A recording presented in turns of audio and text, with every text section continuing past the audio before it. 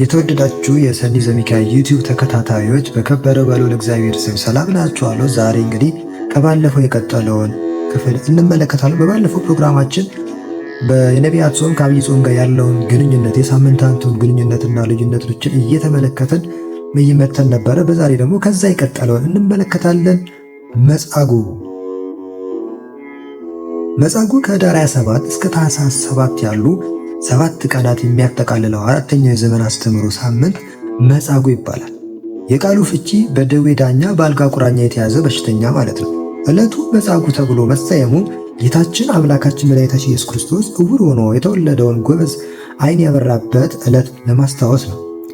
የዕለቱ መዝሙር ይቤሎ እስራኤል ኢርኢነ ወኢሰማይነ ዘዕውረቱ ወልደ ወተከስተ አዕይንቲሁ በሰንበት። ዕውር ሆኖ ተወልዶ ዓይኖቹ በሰንበት የበሩለት ሰው እስራኤል አላየንም አልሰማንም አሉ የሚለው የእስራኤላውያንን በክርስቶስ ተአምር አለማመን የሚገልጸው የቅዱስ ያሬድ ድርሰት ነው።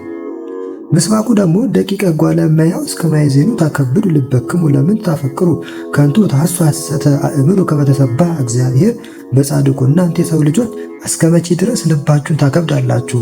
እውቀትን ነገር ግን ለምን ትወዳላችሁ?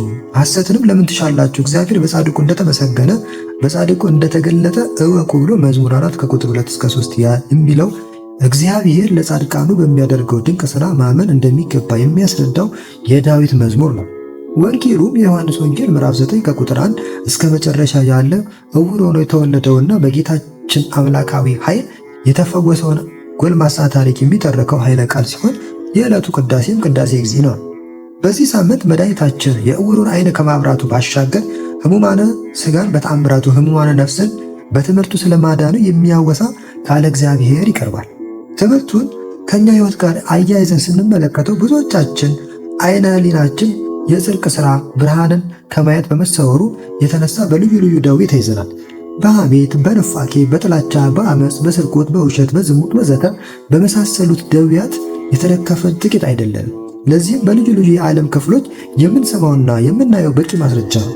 ሰው በሰው ላይ በጠላትነት ሲነሳሳና ወንድሙን እህቱን በአሰቃቂ ሁኔታ ሲገድል፣ ተመሳሳይ ጾታዎችን በሰይጣናዊ ፈቃድ ተሸንፈው ጋብቻ ሲመሰርቱ፣ አንዳንዶቹም ከሕግ ባሎቻቸውና ሚስቶቻቸው ውጪ ሲዘሙቱ፣ ከዚህ በባሰ ደግሞ እግዚአብሔር ምዕመናንን እንዲመሩ የሾማቸው ካህናት ሳይቀሩ ክብረ ክህነት በሚያስነቅፍ የስርቆትና ሌላ ወንጀል ተሰማርተው የቅዱስ ቤተ ክርስቲያንን ገንዘብ ሲመዘብሩ እየሰማን ከዚህ የሚበልጥ ደዌ ምን አለ? ከደዌ ሥጋ በጠበልና በሕክምና መፈወስ ይቻላል።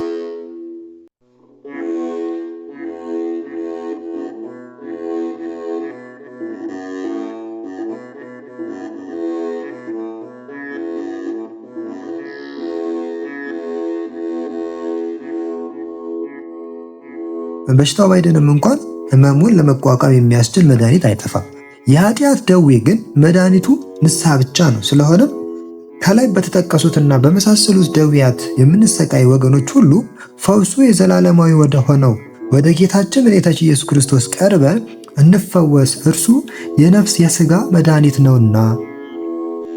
አምስተኛው ደብረ ዘይት ነው። እንግዲህ አምስተኛውና የመጨረሻው የዘመን አስተምህሮ ሳምንት ደብረ ዘይት በመባል የሚታወቀው ሲሆን የሚያጠቃልለውም ከታኅሳስ 4 እስከ 6 ያሉ ቀናት ነው። በዕለቱ እሁድ መዝሙሩ ሰራ ሰንበተ ለሰብ ዕረፍተ ለለ በሰማይ ወለለ በምድር። እግዚአብሔር በሰማይና በምድር ለሚኖሩ ፍጡራን ሰንበትን ለዕረፍት ሰራ ፈጠረ የሚለው የቅዱስ ያሬድ መዝሙር ይዘመራል። ምስባኩም ለነዳያኒሃኒ አጽገቦሙ እክለ ወለካህናቲሃኒ አልበሶሙ ሕይወተ ወጻድቃኒሃኒ ይትፌስሑ። ባልቴቶቿን እጅግ እባርካቸዋለሁ፣ ድሆቿንም እህልን አጠግባቸዋለሁ፣ ካህናቷንም ድህነትን አለብሳቸዋለሁ፣ ጻድቃኖቿንም እጅግ ደስ ይላቸዋል። መዝሙር 131 ከቁጥር 15 እስከ 16 የሚለው የዳዊት መዝሙር ደግሞ የዕለቱ ምስባክ ነው። ወንጌሉ ደግሞ ሉቃስ ምዕራፍ 12 ከቁጥር 32 እስከ 41 የሰው ልጅ ዓለም የሚያልፍበትን ወይም ራሱ የሚሞትበትን ቀን አያውቅምና ዘወትር በክርስቲያናዊ ምግባር ጸንቶ መኖር እንደሚገባው እንደዚሁም በዚህ ምድር ሳለ ለሥጋው የሚጠቅመው ኃላፊ ጠፊው ሀብት ከመሰብሰብ ይልቅ ለነፍሱ የሚበጅ የጽድቅ ሥራ ማብዛትና የእግዚአብሔርን መንግሥት ለመውረስ የሚያበቃ ክርስቲያናዊ ምግባርን መያዝ እንደሚጠበቅበት በዚህም ሰማያዊ መንግሥት ለመውረስ እንደሚቻለው የሚያስረዳ መልእክት ያለው ሲሆን ቅዳሴው ደግሞ ቅዳሴ አትናቴዎስ ነው። በዚህ ሳምንት ሰንበት የእረፍት ዕለት መሆኗን ከሚያስገነዝቡ ትምህርቶች በተጨማሪ የደጋግ አባቶች መንፈሳዊ ታሪክ የወረሱትን ሰማያዊ ሕይወትና ያገኙትን ዘላለማዊ ሐሴት መሠረት በማድረግ እኛ ምዕመናንም እንደ አባቶቻችን ለመንግሥተ ሰማያት በሚያበቃ ክርስቲያናዊ ምግባር ጸንተን መኖር እንደሚገባን የሚያተጋ ቃል እግዚአብሔር ይቀርባል። እንግዲህ እንደታዘዝነው ነገ ለሚያልፍና ለሚጠፋ ምድራዊ ጉዳይ መጨነቃችንንና እርስ በርስ መገፋፋታችንን ትተን እግዚአብሔር አምላካችን ለፍርድ ሲመጣ ሰማያዊ ዋጋ ለመቀበልና የማያልፈውን መንግሥቱን ለመውረስ በሚያበቃ ክርስቲያናዊ ምግባር እንጽና። ክርስቲያናዊ ኑሮ በዘመን አስተምሮ ማለት ይኸው ነው። ወደ ተመልካቾቻችን በቀጣይ ደግሞ የምንመለከተው ዘመነ ስብከት ነው። በነቢያት ጾም ውስጥ ከታኅሳስ 7 እስከ ታኅሳስ 26 ቀን ያለው ዘመነ ስብከት ይባላል። ዘመነ ስብከት የተባለበት ምክንያት ነቢያት የጌታን በሥጋ መምጣት አብልተውና አስፍተው በትንቢትና በትምህርት መስበካቸውን ቤተ ክርስቲያን እያሰበች ሰውን ለማዳን ወደ ምድር የመጣውን አምላክ የምትሰብክበት ወቅት በመሆኑ ነው። ስብከት የዘመነ ስብከት የመጀመሪያው ሰንበት እሁድ ስብከት ይባላል። በዚህ ሳምንት በኦሪት ሙሴ በነቢያትና በመዝሙራት አስቀድሞ ስለ ክርስቶስ ሥጋን ተዋህዶ ሰው መሆን ትንቢት ተነግሮ ምሳሌ ተመስሎ ሱባኤ ተቆጥሮ እንደነበረ ይነገራል፣ ይሰበካል። ነቢያቱ አስቀድሞ መምጣቱን ሰብከው ስለነበር ያንን ለማሰብ ይህ ሰንበት ስብከት ተባለ። ስብከት ማለት ሰውን ከእግዚአብሔር ጋር የሚያገናኝ ትምህርት ማለት ሲሆን በዚህ ሳምንት ከልደተ አብርሃም እስከ ልደተ ዳዊት ባለው ትውልድ ውስጥ ስለ ክርስቶስ ሰው መሆን የተሰበከው ስብከት ይታሰባል። የነቢያት ስብከት በስብከት ሰንበት ጌታችን መድኃኒታችን ኢየሱስ ክርስቶስ ሙሴ በሕገ ነቢያት በትንቢት እንደጻፈለት የሚናገረው ወንጌል ይነበባል። ዮሐንስ ወንጌል ምዕራፍ 1 ከቁጥር 44 ላይ ነቢየ እግዚአብሔር ዳዊትም እጅን ከአርያም ላክ አድነኝም መዝሙር 143 ከቁጥር 7 ላይ በማለት ስለ ክርስቶስ ማዳን በትንቢት መነጽር ተመልክቶ የዘመረው የመዝሙር ክፍልም እንዲሁ ይሰበካል። ከአበይት ነቢያት አንዱ የሆነው ነቢየ እግዚአብሔር ኢሳይያስ ሰማዮችን ቀዳህ ምን ነው ምድር ብትወርድ ተራራዎችን ምን ነው ቢናወጡ ኢሳይያስ 64 ከቁጥር 1 ብሎ ስለ ክርስቶስ ከሰማይ ሰማያት መውረድ ከድንግል ማርያም መወለድ የተነገረውን ትንቢት ቤተ ክርስቲያን ትሰብካለች።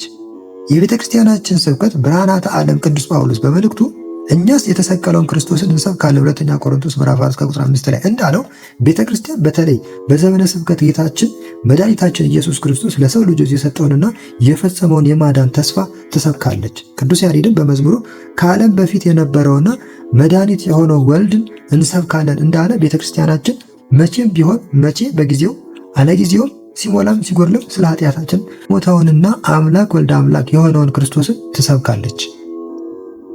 ውድ ተመልካቾቻችን እንግዲህ በዘመነ ስብከትና በዘመነ አስተምሮ የነበሩትን ጉዳዮችን በዛሬው ዕለት ተመልክተናል። በቀጣይ ደግሞ ቀጣዩን ክፍል እንመለከታለን። ለቤታችን አዲስ ከሆናችሁ ሰብስክራይብ፣ እንዲሁም ደግሞ የምንለቃችሁ ቪዲዮዎች ቶሎ እንዲደርሳችሁ ደግሞ የደውል ምልክቷን መጫን፣ እንዲሁም ደግሞ ላይክ፣ በቀጣይ ደግሞ ለወንድም ለእህቶቻችሁ ቤተሰቦቻችሁ እንዲሁም ለምታውቋቸው ደግሞ ሼር በማድረግ አብራችሁን ሁኑ። ሼር በማድረግ አግዙን። ወስብሐት ለእግዚአብሔር ወለወላዲቱ ድንግል ወለመስቀሉ ክብር። መልካም ጾም። ይቆየን።